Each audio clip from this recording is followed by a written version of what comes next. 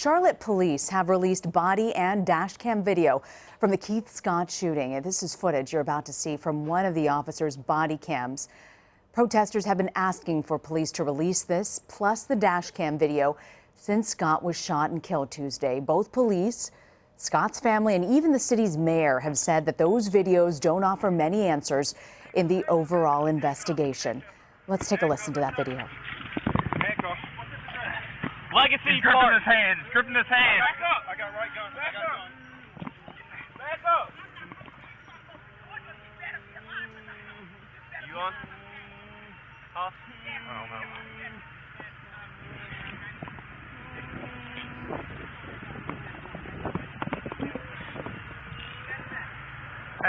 Hey, somebody get my bag and start getting some equipment. Where's your bag? You good? Just take the back of my trunk. You good? I'm good. Get some gloves.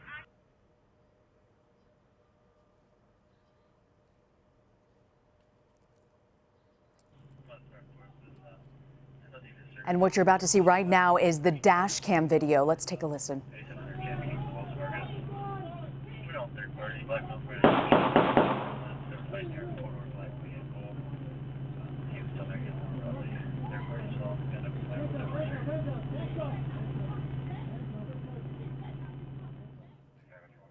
We want to bring in now Dimitri Roberts, former Chicago police officer. He's on the phone with us right now.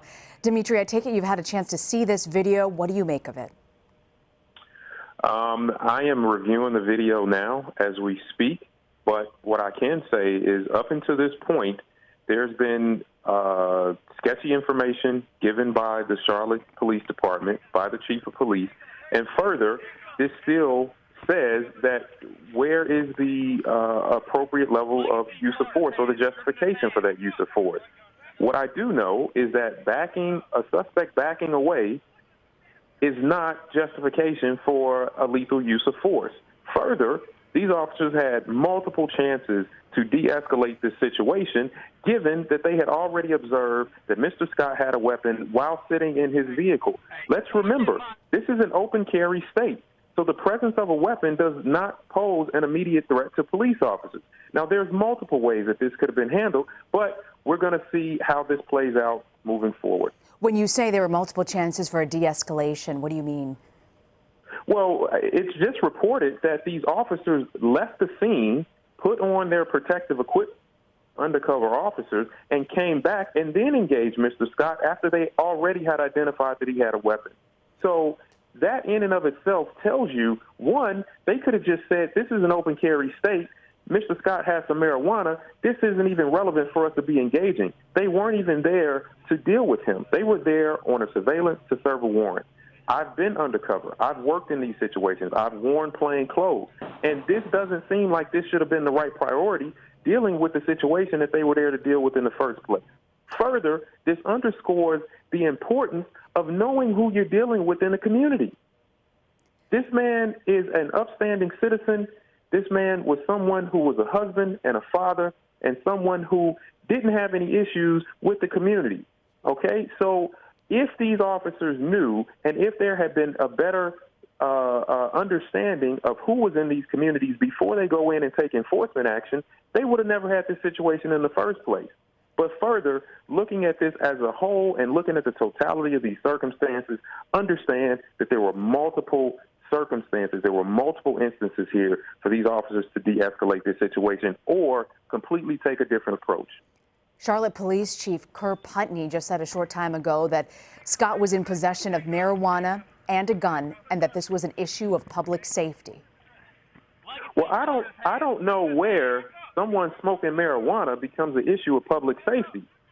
I mean, come on. We have to look at the facts here. We have to look at this in the totality of what we're talking about. But someone smoking marijuana and having a weapon in an open carry state, I don't know where this becomes a public safety issue. Now, in a lot of other states, marijuana is legal as well. So let's look at this as a whole and not continue to tote a narrative that doesn't tell the full story. Okay. These officers had multiple circumstances or multiple points where they could have taken a different approach, and they didn't, and now Mr. Scott is dead. Dimitri, I want you to hang on if you can with us for just a moment. I want to bring in our reporter on the ground there, Errol Barnett, who was inside the press conference when the news was released that the police chief would actually release both of these videos to us. Errol, what has the reaction been on the ground? I'm concerned about protesters. We heard the police chopper above you a short time ago. Is there a heightened sense that things are going to pick up tonight? I think so, Rena. We've now relocated to the law offices of those representing the Scott family. We've been waiting for the past 30 minutes to hear from them.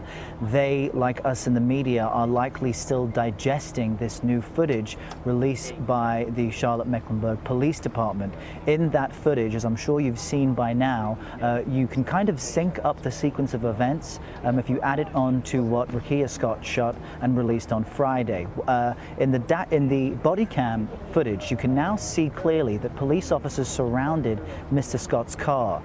Police Chief Putney said that he was in his vehicle in possession of marijuana, noticed by police officers as they were waiting to deliver an arrest warrant to a different resident of the apartment complex.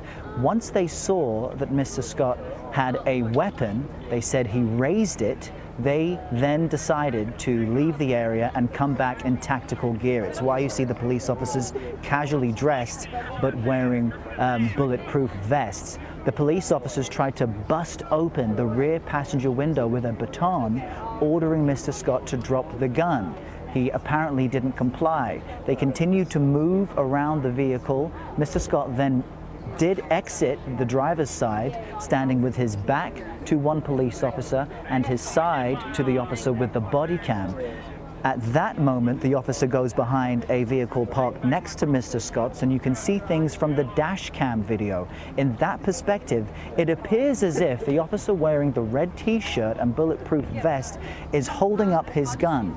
It's at that point that shots are fired, and you can see Mr. Scott crouch inward and fall over. It's unclear which officer, just based on the video, fired the fatal shot, but the police chief told us today that only one officer fired that shot, and it is the African-American officer who is now on administrative leave.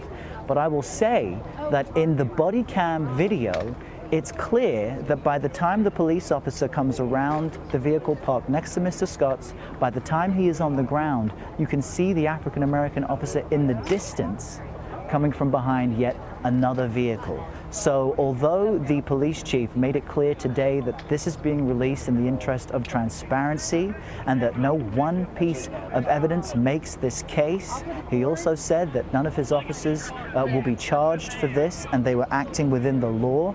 It does seem that if you think of this from the perspective of protesters who've been taken to the streets here in Charlotte day after day, this very well could fuel the idea that this was an excessive use of force, because at no point in any of these videos do you see Mr. Scott with a weapon in his hand or raise and point it at any stage, something the police chief acknowledged once again today. But I pushed the chief and I asked him, can you assure the Scott family, his 7 children and his widow, that every effort was made to use as little force as possible? And he simply said that those officers perceived an imminent threat and because of that acted appropriately. So there doesn't appear to be evidence that would show without a doubt that Mr. Scott posed a threat, but the police department here is adamant that they acted appropriately. It's unclear if protesters will believe that. It's a Saturday night here in Charlotte. We expect the streets to be filled as they were earlier today. Errol Barnett, CBS News correspondent on the ground there in Charlotte. Thank you, Errol. I want to ask Dimitri Roberts, former Chicago police officer. Dimitri, what can the city of Charlotte do now? Well, I know what they better do. They better start being much more transparent, and they better start coming up with some better explanations than what they have to this point, because this is an over-aggression of police interactions towards this individual. Now, I'm looking at this video, and I've been in some very, very tough situations working on the south side of Chicago, have had multiple felony arrests of people that had guns on them, that were fleeing with weapons. None of them resulted in anyone being killed. there was points here where officers could have engaged Mr. Scott from a much different perspective. They could have put their weapons away. They could have just tackled him. There, at 17 seconds on the first video, the officer is standing almost behind Mr. Scott when he gets out of the car. He could have very easily had engaged him, put his weapon away. Mr. Scott was looking away to whatever was going on in front of him, which probably is the direction from which he got shot. He could have tackled him from behind. There's so many things that can be unpacked here. But again, let's look at this from the very top of this situation. These officers made a decision to leave the scene, come back, and engage Mr. Scott with the thought that he was doing something wrong and he was doing something illegal. And at this point, the only thing that they can come up with to say that he was doing wrong was smoking marijuana. And I don't think that that's a solid justification for Mr. Scott to be dead. So many questions still after both the body cam and dash camera footage, and then yesterday, the video that was released by Keith Scott's wife as well. Dimitri Roberts, thank you. Thank you.